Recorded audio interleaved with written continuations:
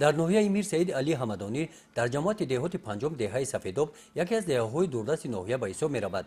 در این دهه نورسان و جوانان به نمودهای گوناگون ورزش مشغول بوده در مسابقه‌های ناحیوی و ولایتی اشتراک فعالانه دارند.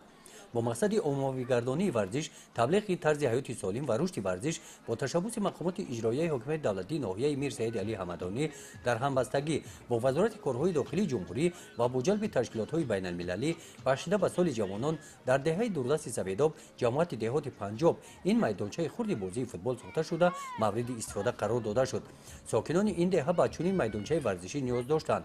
در مراسم رسما به استفاده دادن این انشاءات ورزشی رئیس ناحیه قید نمودند که حکومت مملکت به رشد ورزش توجه زیاد ظاهر می‌نماید.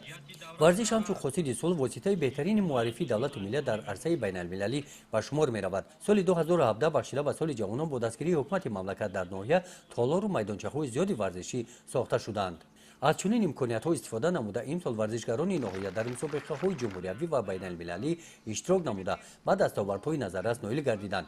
گفته شد که در آینده نیز بنیاد میدان‌ها، انشاءات و تالارهای ورزشی و به رشد می‌بده ورزش در ناحیه دقت جدی داده می‌شود.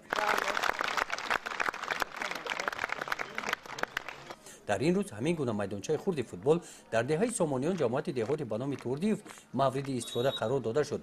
در این چاره‌بینی ساکنان دهات ورزشکاران جمع آمده و ساختمانچیان اظهار مینه‌داری بیان نمودند. در دهه گلستان جماعت دهات مهنت آباد نیز این میدانچه خرد بازی فوتبال همین روز به استفاده داده شد. در چاره‌بینی بخشیده به مناسبت استفاده دادن این ورزشگاه قید کرده شد که غمخوری حکومت نسبت به جوانان تنها با سال جوانان محدود نمی شود. حل مسئله‌های وابسته به نورسان جوانان منبع نیز سمت مهمترین خواهد بود. برای مهمانان عزیز گرامی ما را معرفی کردن سخن